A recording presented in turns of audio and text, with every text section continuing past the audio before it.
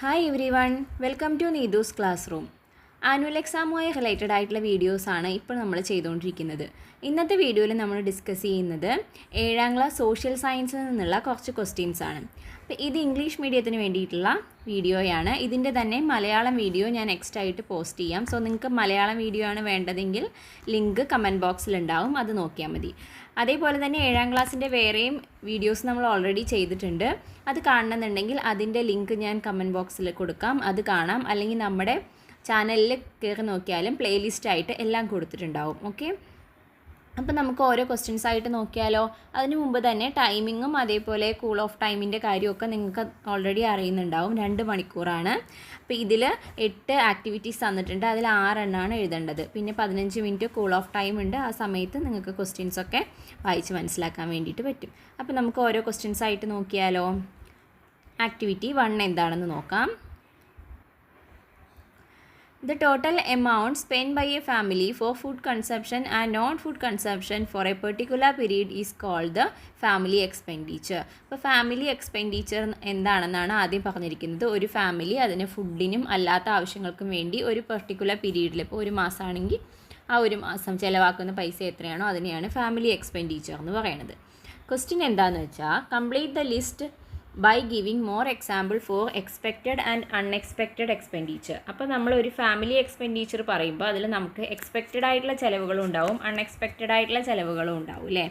അപ്പോൾ അതിൽ എക്സ്പെക്റ്റഡായി വരുന്നത് ഏതാണ്, അൺഎക്സ്പെക്റ്റഡ് ഏതാണെന്നൊക്കെയാണ് ചോദിച്ചിരിക്കുന്നത്. എക്സ്പെക്റ്റഡ് എന്താണ്? എഡ്യൂക്കേഷൻ ഒരു എക്സാമ്പിൾ ഓൾറെഡി അതിൽ തന്നിട്ടുണ്ട്. ബാക്കി നമുക്ക് പറയാം, വേറെ എന്തൊക്കെ പറയാം. നമ്മൾ അതായത് ഇന്ന ചിലവുകൾ വരും എന്ന് നമുക്കറിയാവുന്നത് അല്ലേ. അതേതൊക്കെയാണ്? ഫുഡിൻ്റെ, ഇലക്ട്രിസിറ്റി ബില്ല്, ന്യൂസ് പേപ്പർ, എൻ്റർടൈൻമെൻറ്റിന്, ക്ലോത്തിന്, ഇതൊക്കെ നമുക്ക് ഓൾറെഡി അറിയാവുന്ന കാര്യമാണ് അല്ലേ. ഓരോ മാസം നമുക്ക് ഏകദേശം ഇത്ര രൂപ ചിലവാവേണ്ടി വരും. ഇപ്പോൾ ഇലക്ട്രിസിറ്റി ബില്ല് ഏകദേശം എത്ര വരും നമുക്കൊരു ഐഡിയ ഉണ്ടാവും. അതുപോലെ വാട്ടർ ബില്ലാണെങ്കിലും അല്ലെങ്കിൽ നമുക്ക് ഭക്ഷണ സാധനങ്ങൾ വാങ്ങിക്കാനുള്ളതാണെങ്കിലും ഇതൊക്കെ നമ്മൾ പ്രതീക്ഷിക്കുന്ന ചിലവുകളാണ്. ഇനി അൺഎക്സ്പെക്റ്റഡ് ആയിട്ട് വരുന്നത് എന്തൊക്കെയാണുള്ളത്? ആക്സിഡൻറ്റ് പോലെയുള്ള കാര്യങ്ങളൊന്നും നമ്മൾ ഒരിക്കലും പ്രതീക്ഷിക്കുന്നില്ല അല്ലേ. അതേപോലെ നാച്ചുറൽ ഡിസാസ്റ്റർ, ഡിസീസ്, അതേപോലെ പ്രൈസ് ഇൻക്രീസ്, ഡെത്ത്, ഇതൊക്കെ നമ്മൾ അൺഎക്സ്പെക്റ്റഡ് ആയിട്ട് വരുന്നതാണ്. ഒരു നാച്ചുറൽ ഡിസാസ്റ്റർ വരും, നമ്മുടെ വീടിന് എന്തെങ്കിലും ഒരു പ്രശ്നം പറ്റുന്നു, കാറ്റ് വീഴുന്നു, മരം വീഴുന്നു, അങ്ങനെയൊക്കെ പറഞ്ഞാൽ അതൊന്നും നമ്മൾ എക്സ്പെക്റ്റ് ചെയ്യുന്നില്ല. അതെങ്കിൽ ആരെങ്കിലും അപ്രതീക്ഷിതമായി മരിക്കുന്നത്, അല്ലെങ്കിൽ പെട്ടെന്നൊരു വിലക്കയറ്റം, സാധനങ്ങൾക്ക് വില കൂടുന്നത്, ഇതൊന്നും നമ്മൾ എക്സ്പെക്റ്റ് ചെയ്യാത്ത കാര്യങ്ങളാണ്. ഓക്കെ, സോ നമുക്ക് ആ ടേബിള് ഇതുപോലെ കംപ്ലീറ്റ് ആക്കാം. ഓക്കെ, ദെൻ നമുക്ക് ബി ക്വസ്റ്റ്യൻ നോക്കാം. What are the benefits of A family budget? അപ്പോൾ ഇങ്ങനെ ഒരു ഫാമിലി ബഡ്ജറ്റ് സെറ്റ് ചെയ്ത് വെക്കുന്നത് ഏതൊക്കെ രീതിയിലാണ് നമ്മളെ ഹെൽപ്പ് ചെയ്യാമെന്നാണ് ചോദിക്കുന്നത്. എന്തൊക്കെ പോയിൻറ്റ്സ് അതിൽ എഴുതാൻ വേണ്ടിയിട്ട് പറ്റും? Recognising different source of income, നമുക്ക് ഏതൊക്കെ രീതിയിലാണ് വരുമാനം വരുന്നത് എന്ന് നമുക്കൊരു ഐഡിയ ഉണ്ടാകും. Adjusting the expenditure to match the income, ഇനി നമ്മൾ എത്ര ചിലവാകുന്നുണ്ട് എന്നുള്ളത് നമ്മുടെ ഇൻകത്തിൻ്റെ മുകളിൽ കൂടുതലാണോ കുറവാണോ എന്ന് മനസ്സിലാക്കിയിട്ട് നമുക്ക് അഡ്ജസ്റ്റ് ചെയ്യാൻ വേണ്ടിയിട്ട് പറ്റും. മോഡറേറ്റ് എക്സ്പെൻഡിച്ചർ ഈസ് പ്രാക്ടീസ്ഡ്, അപ്പോൾ അതിനനുസരിച്ച് ചിലവ് ഒരു മീഡിയം ചുരുക്കി ജീവിക്കാൻ വേണ്ടിയിട്ട് നമുക്ക് ശീലിക്കാൻ പറ്റും. Additional cost can be identified and controlled, പിന്നെ ഏത് ഭാഗത്താണ് നമുക്ക് കൂടുതൽ ചിലവ് വരുന്നതെന്ന് മനസ്സിലാക്കിയിട്ട് അത് നമുക്ക് ആ ഭാഗം കൺട്രോൾ ചെയ്യാൻ ശ്രമിക്കാം. A sense of self Reliance, അത് നമുക്കൊരു സ്വയം നമ്മളെ എങ്ങനെയാണെന്നുള്ളതിന് നമുക്ക് തന്നെ ഒരു ഐഡിയ തരുന്ന ഒരു കാര്യമാണ് ഫാമിലി ബഡ്ജറ്റ് ഉണ്ടാക്കി വയ്ക്കുക എന്നുള്ളത്. ഓക്കെ, സോ അതാണ് first activity. Then moving to the second one, observe the South African independence struggle collage. അപ്പോൾ ഇതിൽ സൗത്ത് ആഫ്രിക്കൻ ഇൻഡിപെൻഡൻസുമായിട്ട് ബന്ധപ്പെട്ട കുറച്ച് പോയിന്റുകൾ തന്നിട്ടുണ്ട്. ഇതിൽ what are the people who were the original inhabitants of South Africa, അതാണ് ഈ ക്വസ്റ്റ്യൻ ചോദിച്ചിരിക്കുന്നത്. അതായത് സൗത്ത് ആഫ്രിക്കയിലെ നേറ്റീവ്സ് ആയിട്ട്, അതായത് അവിടെ ശരിക്കും ജീവിച്ചു വളർന്ന ആൾക്കാർക്ക് പറയുന്ന, അല്ലെങ്കിൽ അത് ഏതൊക്കെ ആൾക്കാരാണ്, ഏതൊക്കെ വിഭാഗത്തിൽപ്പെട്ട ആൾക്കാരാണ് അവിടെ ആദ്യം ഉണ്ടായിരുന്നത്, അതായത് അവിടുത്തെ സ്വന്തം ആൾക്കാർ ആരൊക്കെയാണ്. സോ അതിൻ്റെ ആൻസർ എന്താണ് വരിക?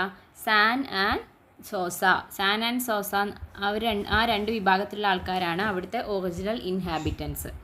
Okay, then observe the above collage and write a note about any one. അപ്പോൾ മുകളിലത്തെ ആ ഒരു പോയിൻറ്റ്സ് കൊടുത്തിരിക്കുന്നത് 3 കാര്യങ്ങളാണ് അതിൽ കൊടുത്തിരിക്കുന്നത്. എന്തൊക്കെയാണ്? Great trek, the first Boer war then colonisation. ഇതിൽ മൂന്നിൽ നിങ്ങൾക്ക് നന്നായി അറിയാവുന്നത് ഏതാണോ അതിൽ ഒരെണ്ണത്തിനെ കുറിച്ച് ഒരു നോട്ട് എഴുതാൻ വേണ്ടിയിട്ടാണ് പറയുന്നത്. അപ്പോൾ നമുക്ക് മൂന്നും ഒന്ന് നോക്കി നോക്കാം ഏതൊക്കെയാണ് വരുന്നതെന്നുള്ളത്. സോ നമുക്ക് ഓരോരുത്തർ എന്താണെന്ന് നോക്കാം. ഫസ്റ്റ് കോളണൈസേഷൻ. എന്താണ് കോളണൈസേഷൻ എന്ന് പറഞ്ഞാൽ?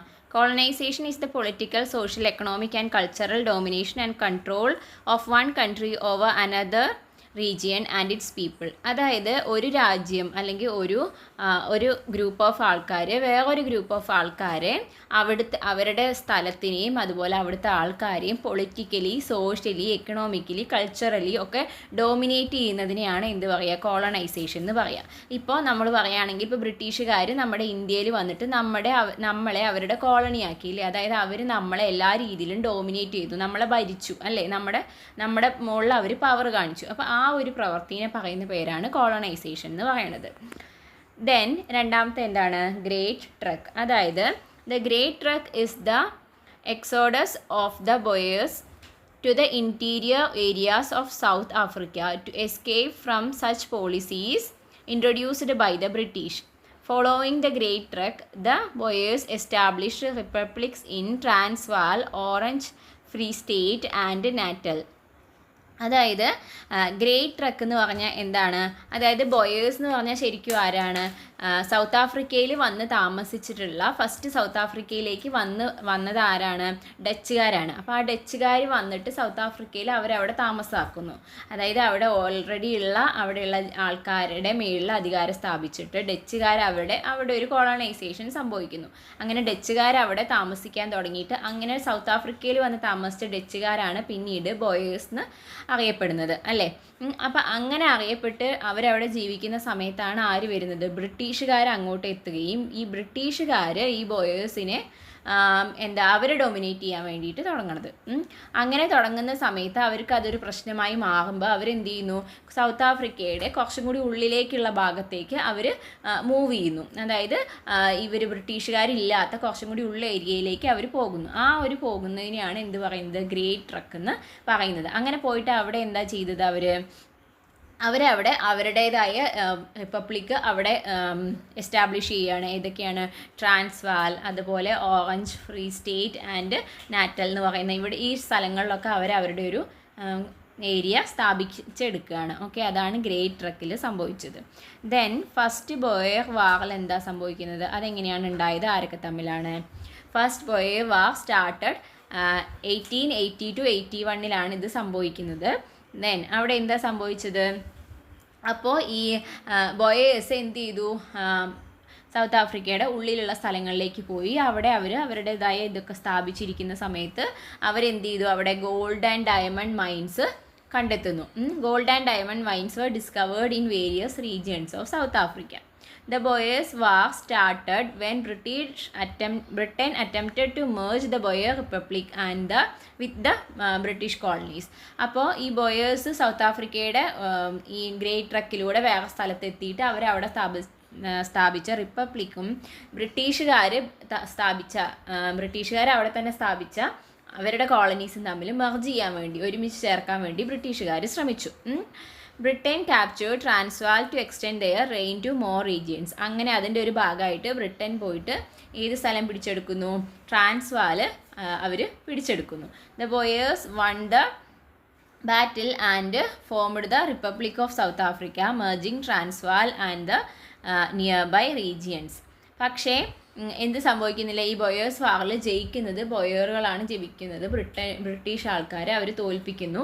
അങ്ങനെ അവർ റിപ്പബ്ലിക് ഓഫ് സൗത്ത് ആഫ്രിക്ക സ്ഥാപിക്കുന്നു. ഏതൊക്കെ? ട്രാൻസ്വാലും അതുപോലെ അതിൻ്റെ തൊട്ട് ചേർന്ന് കിടക്കുന്ന റീജിയൺ എല്ലാം കൂടി മെർജ് ചെയ്തിട്ട് റിപ്പബ്ലിക് ഓഫ് സൗത്ത് ആഫ്രിക്ക സ്ഥാപിക്കുന്നു. ഓക്കെ, അതാണ് ഫസ്റ്റ് ബോയർ വാറിനെ കുറിച്ചുള്ളത്. അപ്പോൾ ഇതിൽ നിങ്ങൾക്ക് അറിയാവുന്ന പോയിന്റുകൾ കൂടുതൽ ഏതിലാണോ ആ ഒരു ടോപ്പിക്ക് സെലക്ട് ചെയ്തിട്ട് അതിനെക്കുറിച്ച് എഴുതാം. ഓക്കെ, അപ്പോൾ നിങ്ങൾ എന്ത് ചെയ്യണം? ടെക്സ്റ്റ് ബുക്ക് നന്നായി വായിക്കണം. അതിൻ്റെ എല്ലാ ഭാഗങ്ങളും ക്ലിയർ ആയിരിക്കണം. എന്നാലാണ് നമുക്ക് ഇതിങ്ങനെ ഒരു കഥ പോലെ പഠിച്ചു വയ്ക്കുക. എന്നിട്ട് അതിനനുസരിച്ച് എഴുതുക. എന്നാലാണ് നമുക്ക് കണ്ടിന്യൂസ് ആയിട്ട് പോയിന്റുകൾ വിട്ടുപോകാതെ കിട്ടുകയുള്ളൂ. ദെൻ നമുക്ക് മൂന്നാമത്തെ ആക്ടിവിറ്റി നോക്കാം. Every stone we see around us have a story to tell. Our ancestors left behind remnants of many monuments built with large stones. അപ്പോൾ ഇതിലെന്താ പറയുന്നത്? നമുക്ക് ചുറ്റും കാണുന്ന ഓരോ കല്ലിനും എന്ത് പറയാനുണ്ട്, ഒരു കഥ പറയാനുണ്ട്. നമ്മുടെ ആൻസിസ്റ്റേഴ്സ്, നമ്മുടെ പൂർവികർ, അവരുടെ ഒരുപാട് മോണുമെൻറ്റ്സ് അവരുണ്ടാക്കി വെച്ചിട്ടുള്ള വലിയ വലിയ കല്ലുകൊണ്ട് ഉണ്ടാക്കി വെച്ചിട്ടുള്ള ഒരുപാട് മോണുമെൻറ്റ്സ് ഉണ്ട്. അതിനൊക്കെ എന്തുണ്ട്, ഓരോ സ്റ്റോറി പറയാനുണ്ടാവും. സോ ആ ഏരിയയിൽ നിന്നുള്ളതാണ് ക്വസ്റ്റ്യൻ ചോദിച്ചിരിക്കുന്നത്. എന്താണ് ഈ ക്വസ്റ്റ്യൻ നോക്കൂ. Dash R large clay earns used in the megalithic period for ബറിയിങ് dead bodies. അതായത് മെഗാലിത്തിക് പീരീഡിൽ ഡെഡ് ബോഡീസിനെ ബറി ചെയ്യാൻ, കുഴിച്ച് ഇടാൻ വേണ്ടി ഉപയോഗിച്ചിട്ടുണ്ടായിരുന്ന വലിയ പോട്ട് പോലെയുള്ള ക്ലേ പോട്ട് പോലെയുള്ള സാധനത്തിന് അതിനെന്താണ് പറയാമെന്നാണ് ചോദിക്കുന്നത്. ഓപ്ഷൻസ് കൊടുത്തിട്ടുണ്ട്: കുടക്കല്ല്, മുനിയറ, നന്നങ്ങാടീസ് ആൻഡ് തൊപ്പിക്കല്ല്. അപ്പോൾ ഇതിലേതാണ് അതിന് ഓപ്ഷനായിട്ട് വരിക? അത് നന്നങ്ങാടീസ് ആണ് അല്ലേ. ദെൻ ബി ക്വസ്റ്റ്യൻ നോക്കൂ. Edakkal cave is located in which district? Edakkal cave ഏത് ജില്ലയിലാണ് വരുന്നത്? അത് വയനാട് ജില്ലയിലാണ് അല്ലേ. ദെൻ നോക്കൂ C question. What are the sources that help us in the writing of local history? Local history എഴുതാൻ വേണ്ടി നമ്മളെ സഹായിക്കുന്ന സോഴ്സുകൾ ഏതാണ്? അപ്പോൾ ലോക്കൽ ഹിസ്റ്ററി എന്ന് പറഞ്ഞാൽ എന്താ? ഒരു ചെറിയൊരു പ്രദേശത്തെക്കുറിച്ച്, അല്ലെങ്കിൽ ഇപ്പം നമ്മുടെ നാടിനെക്കുറിച്ച്, അങ്ങനെ ഒരു ചെറിയൊരു ഏരിയനെ കുറിച്ചിട്ടുള്ള ഹിസ്റ്ററി, അതിൻ്റെ പഴയ കാര്യങ്ങളെല്ലാം എഴുതുന്നതിനെയാണ് ലോക്കൽ ഹിസ്റ്ററി എന്ന് പറയുന്നത്. സോ അതിന് നമുക്ക് എന്തൊക്കെ ഹെൽപ്പ് എടുക്കാൻ പറ്റും? ലോക്കൽ നോളജ് അല്ലേ, അവിടുത്തെ ആൾക്കാരുടെ നോളജ്, അതേപോലെ റിച്വൽസ് ആൻഡ് റൈറ്റ്സ്, അവിടെ നിലനിൽക്കുന്ന ആചാരങ്ങളും രീതികളും ഒക്കെ നോക്കാം.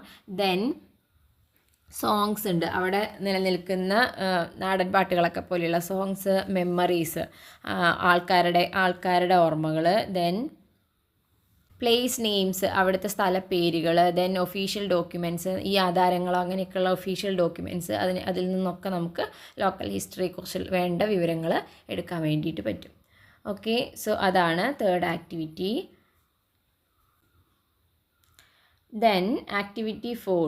Collecting information on an object, region or a phenomenon from a distance without direct contact with the help of devices is called remote sensing.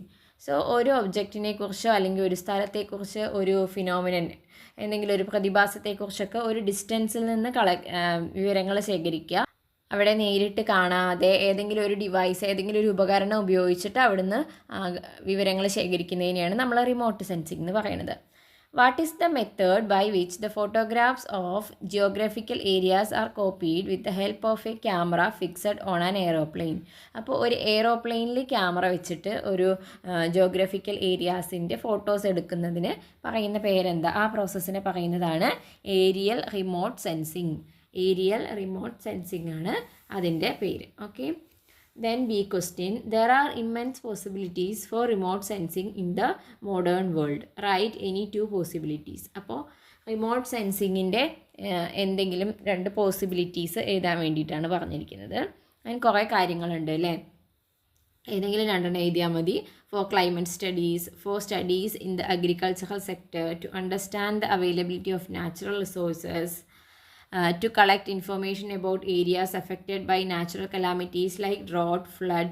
അതായത് നമുക്ക് ക്ലൈമറ്റിനെ കുറിച്ചുള്ള സ്റ്റഡിക്ക്, അതേപോലെ വലിയ അഗ്രികൾച്ചർ ലാൻഡ് ഏരിയ ഒക്കെ ഉണ്ടാവും, അവിടത്തെക്കുറിച്ചുള്ള സ്റ്റഡിക്ക്, അതേപോലെ നാച്ചുറൽ റിസോഴ്സസുകൾ എവിടെയൊക്കെ ഇപ്പോൾ കാടിനകത്താണെങ്കിലും അങ്ങനെയൊക്കെ എന്തൊക്കെ നാച്ചുറൽ റിസോഴ്സുകൾ അവൈലബിൾ ആണ് എന്ന് മനസ്സിലാക്കാൻ വേണ്ടിയിട്ട്, അതേപോലെ നാച്ചുറൽ കലാമിറ്റീസ് നടന്നിട്ട് ഇപ്പം ഡ്രൗട്ടോ ഫ്ലഡോ ഒക്കെ വന്നിട്ട് നമുക്ക് അങ്ങോട്ട് എത്തിപ്പെടാൻ പറ്റുന്നില്ല, അവിടെയുള്ള ആൾക്കാരെക്കുറിച്ച് മനസ്സിലാക്കാനൊക്കെ നമുക്ക് റിമോട്ട് സെൻസിങ് ഉപയോഗിക്കാൻ വേണ്ടിയിട്ട് പറ്റും.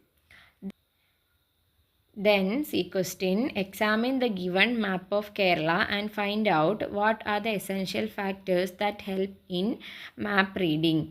സോ അവിടെ ഒരു കേരളയുടെ മാപ്പ് കൊടുത്തിട്ടുണ്ട്, കേരളം ഭൂപ്രകൃതി എന്ന് പറഞ്ഞിട്ട്. അതിൽ ക്വസ്റ്റ്യൻ ചോദിച്ചിരിക്കുന്നത് ഒരു മാപ്പ് നമുക്ക് സ്റ്റഡി ചെയ്യണമെങ്കിൽ അതിൽ നിന്ന് എന്തൊക്കെ കാര്യങ്ങൾ മനസ്സിലാക്കുക എന്നുള്ളത്.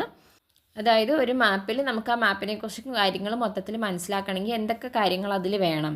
അതായത് ഏതെങ്കിലും 4 പോയിൻ്റ് എഴുതാനാണ് പറഞ്ഞിരിക്കുന്നത്. കുറേ പോയിൻ്റ് നമുക്ക് ഏതെങ്കിലും എഴുതാം. അതിൻ്റെ ടൈറ്റിൽ നോക്കിയാലാണ് നമുക്കത് എന്തിനെ കുറിച്ചുള്ള മാപ്പാണെന്ന് മനസ്സിലാവുള്ളൂ അല്ലേ. So title is important. Then അതിൻ്റെ scale, direction, latitude and longitude, പിന്നെ ഇൻഡെക്സ്, കൺവെൻഷണൽ കളേഴ്സ്, സിമ്പിൾസ് അല്ലേ. ഓരോ രീതിക്കും ഓരോ കളർ കൊടുക്കണം, അല്ലെങ്കിൽ ഓരോ സിമ്പിളുകളൊക്കെ ഉണ്ട്. അതായത് ഇപ്പോൾ പള്ളിക്ക് ഒരു സിമ്പിൾ വേണം, പിന്നെ വേറെ റെയിൽവേ ക്രോസിങ്ങിന് വേറെ ഒരു സിമ്പിൾ വേണം, അങ്ങനെയൊക്കെ ഉണ്ട്. അപ്പോൾ അതൊക്കെ കറക്റ്റായിട്ട് നോക്കിക്കഴിഞ്ഞാൽ നമുക്ക് കുറേ കാര്യങ്ങൾ മാപ്പിൽ നിന്ന് മനസ്സിലാക്കാൻ പറ്റും. ഓക്കെ, സോ ആ ക്വസ്റ്റ്യൻ ക്ലിയർ അല്ലേ? ആക്ടിവിറ്റി 5 നോക്കാം.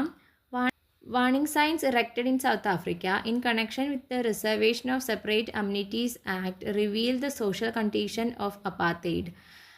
Then, അതായത് സൗത്ത് ആഫ്രിക്കയിൽ നിലനിന്നിരുന്ന റേഷ്യൽ ഡിസ്ക്രിമിനേഷനെ കുറിച്ചിട്ടാണ് ഇവിടെ പറയുന്നത്. അതായത് അവിടെ വെള്ളക്കാരല്ലാത്ത കറുത്ത വർഗ്ഗക്കാർ, ആഫ്രിക്കൻസ് ആയിട്ടുള്ള ആൾക്കാർ അനുഭവിച്ചിട്ടുണ്ടായിരുന്ന വർണ്ണവിവേചനം, അവരുടെ കളറിനെ ബേസ് ചെയ്തിട്ട് അവരനുഭവിച്ചിട്ടുണ്ടായിരുന്ന വിവേചനത്തിനെയാണ്, ആ ഒരു കണ്ടീഷനെയാണ് അപ്പാർത്തൈഡ് എന്ന് പറയുന്നത്. അപ്പോൾ സൗത്ത് ആഫ്രിക്കയിൽ എന്ത് സംഭവിച്ചിട്ടുണ്ടായിരുന്നു? ഈ അവർക്ക്, അതായത് വെള്ളക്കാർക്ക് മാത്രം ഉപയോഗിക്കാവുന്ന സ്ഥലം, കറുത്ത വർഗ്ഗക്കാർക്ക് മാത്രം ഉപയോഗിക്കാവുന്ന സ്ഥലം എന്നൊക്കെ പറഞ്ഞിട്ട് പലതരത്തിലുള്ള ബോർഡുകളും സൈൻ ബോർഡുകളൊക്കെ വെക്കുന്നതിനെക്കുറിച്ച് നമ്മൾ ടെക്സ്റ്റിൽ വായിച്ചിട്ടുണ്ട് അല്ലേ?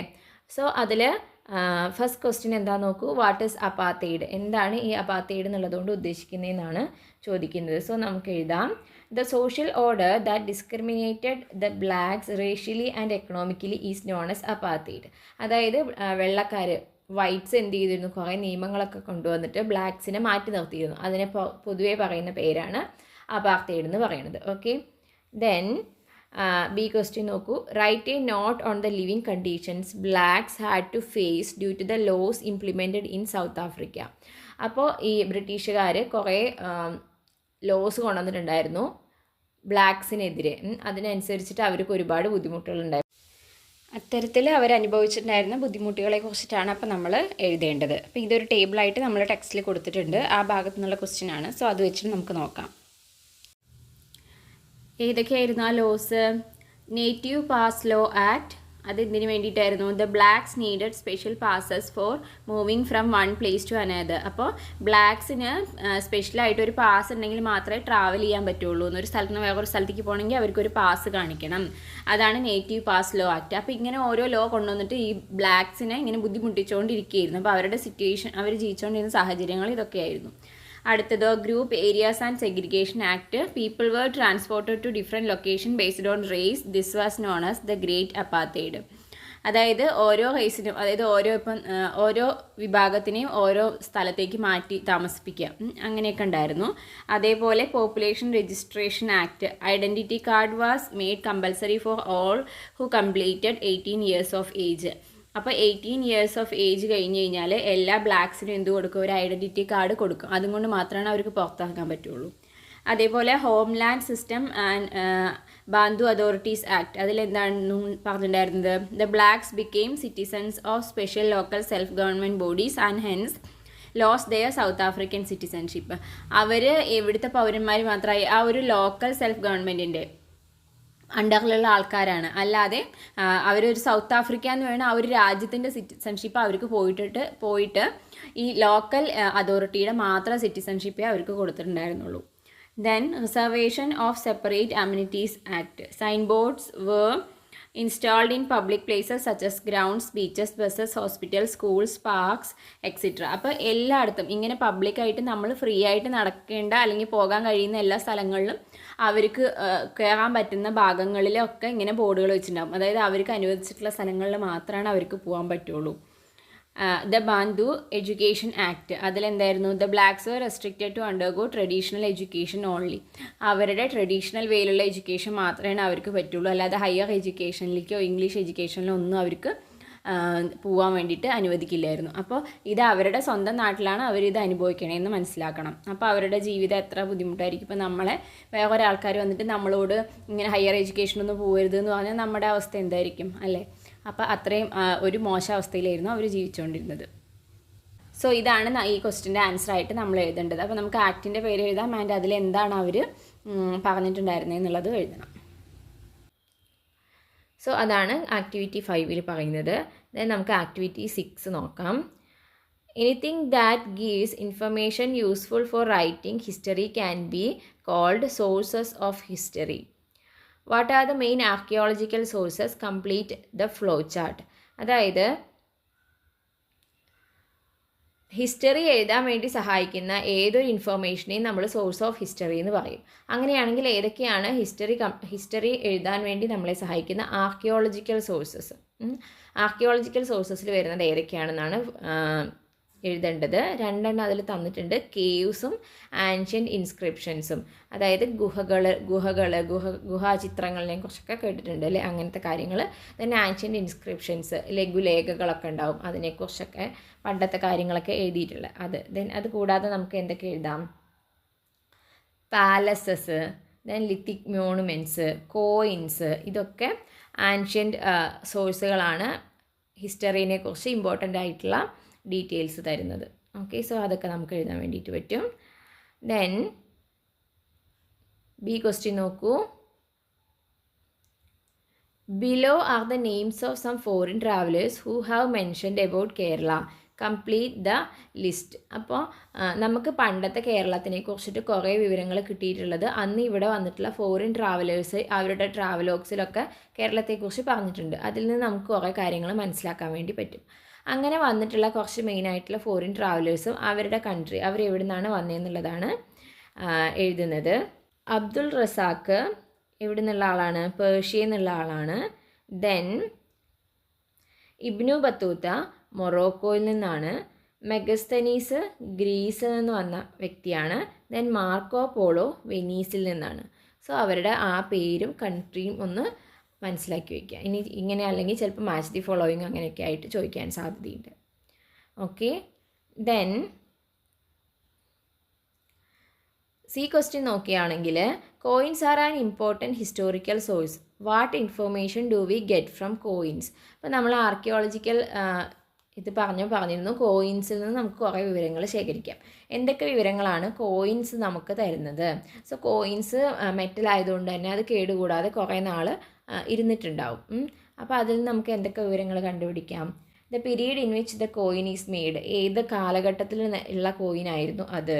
The authorities who made the coin and released dum, ഇനി ആരാണ് അത് ഉണ്ടാക്കിയതും, അതായത് അതിൻ്റെ മെയിൻ അതോറിറ്റി ആരാണ്. ഇപ്പോൾ നമ്മുടെ ഇന്ത്യൻ ഗവൺമെൻറ്റിൻ്റെ കോയിൻ ആണെങ്കിൽ അതിൽ നമ്മുടെ എംബ്ലം, അതുപോലെ നമ്മുടെ ഇന്ത്യയുടെ പേര് അതെല്ലാം ഉണ്ടാവും അല്ലേ. അതേപോലെ ആരാണ് അതിൽ അതോറിറ്റി ആയിട്ടുണ്ടായിരുന്നത്, ഗവർണർ ആരാണ്, അതൊക്കെ ഉണ്ടാവും അതിൽ അല്ലേ. സോ അതുപോലെ അന്നത്തെ കാലത്തെ അതോറിറ്റിയുടെ പേര് അതിലുണ്ടാവും.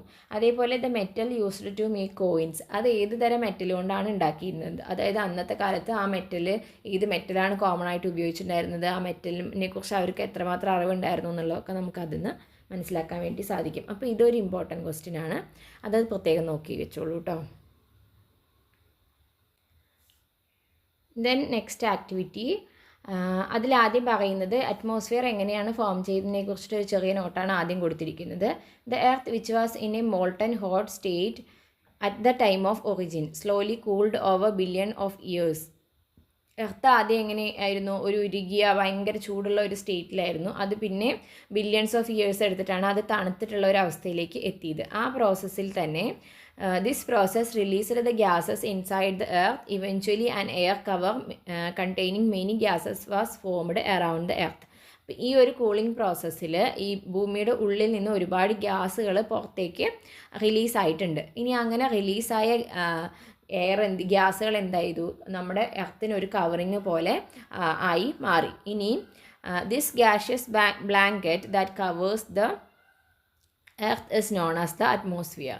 അപ്പോൾ ഇങ്ങനെ കുറേ വ്യത്യസ്ത തരത്തിലുള്ള ഗ്യാസുകൾ കൂടി ചേർന്നിട്ടുള്ള ഈ ഒരു ബ്ലാങ്കറ്റ് പോലെ, അതായത് ഒരു ഭൂമിനെ ഒരു പതപ്പ് പോലെ കവർ ചെയ്ത് നിർത്തിയിരിക്കുന്നതിനെയാണ് നമ്മൾ അറ്റ്മോസ്ഫിയർ എന്ന് പറയുന്നത്. ഓക്കെ, സോ നമുക്ക് അറ്റ്മോസ്ഫിയർ അല്ലെങ്കിൽ എയറുമായി റിലേറ്റഡ് ആയ കുറച്ച് ക്വസ്റ്റ്യൻസ് ആണ് തന്നിരിക്കുന്നത്.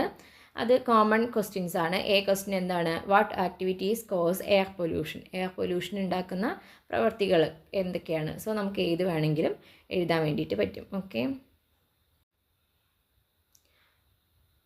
ഫോർ എക്സാമ്പിൾ നമുക്ക് എന്തൊക്കെ എഴുതാം? Excessive use of vehicles, excessive use of plastic, incineration of plastic waste, അതേപോലെ തന്നെ ഡീഫോറസ്റ്റേഷൻ പറയാം അല്ലേ. ഇങ്ങനെ പല പോയിന്റുകളും നമുക്ക് കോമൺ ആയിട്ട് അറിയാവുന്ന പോയിന്റുകളാണ്. അതൊക്കെ നമുക്ക് എഴുതാൻ വേണ്ടിയിട്ട് പറ്റും. അതായത് പ്ലാസ്റ്റിക്കിൻ്റെ ഉപയോഗം വർദ്ധിക്കുന്നത്, അതുപോലെ വെഹിക്കിൾസിൻ്റെ ഉപയോഗം വർദ്ധിക്കുന്നത്, അതുപോലെ തന്നെ ഇൻഡസ്ട്രീസിൽ നിന്നുള്ള പുക, അതേപോലെ പ്ലാസ്റ്റിക് മെറ്റീരിയൽസ് ഒക്കെ കത്തിക്കുന്നത് കൊണ്ട്, പിന്നെ ഡീഫോറസ്റ്റേഷൻ ഒരു മെയിൻ കാരണമാണ് അല്ലേ. എയർ പൊല്യൂഷന് മരങ്ങളില്ലാതാകുന്നത്, നമ്മുടെ എയറിനെ പ്യൂരിഫൈ ചെയ്യുന്ന ആൾക്കാരാണ് മരങ്ങൾ, അപ്പോൾ അതില്ലാതാവുന്നത് ഒരു കാരണമാണ്. അതൊക്കെ നമുക്ക് എഴുതാൻ വേണ്ടിയിട്ട് പറ്റും. ഓക്കെ, പിന്നെ കൂടുതൽ പോയിൻറ്റ്സുകൾ നിങ്ങൾക്ക് അറിയാവുന്ന എല്ലാം ഇതിൽ ഇൻക്ലൂഡ് ചെയ്യാം കേട്ടോ. ബി ക്വസ്റ്റ്യൻ നോക്കൂ. What can we do to prevent air pollution? അങ്ങനെയാണെങ്കിൽ എയർ പൊല്യൂഷൻ തടയാൻ വേണ്ടിയിട്ട് നമുക്ക് എന്തൊക്കെ ചെയ്യാമെന്നുള്ളതാണ്. സോ അത് നമുക്ക് പറയുമ്പോൾ ഈ കോസസ് പറഞ്ഞു അല്ലേ, കോസസിൻ്റെ നേരെ ഒരു പരിഹാരം പോലെ എഴുതിയാൽ മതി. അപ്പോൾ എന്തൊക്കെ എഴുതാം നമുക്കിപ്പം? പബ്ലിക് ട്രാൻസ്പോർട്ട് കൂടുതലായിട്ട് ഉപയോഗിക്കുക, അതേപോലെ പ്ലാസ്റ്റിക് പോലെയുള്ള വേസ്റ്റുകൾ കത്തിക്കാതിരിക്കുക, ദെൻ പവർ യൂസേജ് കൺട്രോൾ ചെയ്യുക, മെയിനായിട്ട് പ്ലാന്റേഷൻ ഓഫ് ട്രീസ്, ചെടികൾ കൂടുതൽ നട്ടു വളർത്തുക, ഇങ്ങനെയുള്ള കാര്യങ്ങളൊക്കെ നമുക്ക് അതിലും ഉൾപ്പെടുത്താൻ വേണ്ടിയിട്ട് പറ്റും. ഓക്കെ, ദെൻ അതിലൊരു സി ക്വസ്റ്റ്യനും കൂടി ഉണ്ട്. Which day is observed as world ozone day? World ozone day ആയിട്ട് ആചരിക്കുന്ന ദിവസം ഏതാണ്?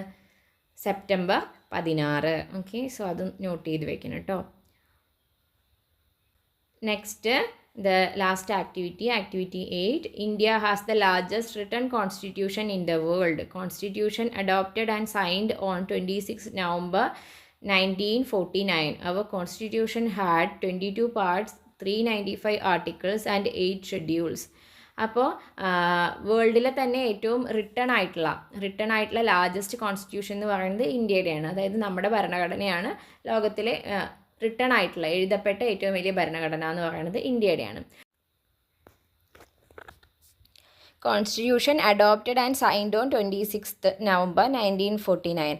അതായത് ഈ നമ്മുടെ ഭരണഘടന പാസ്സാക്കിയത് എന്നാണ്?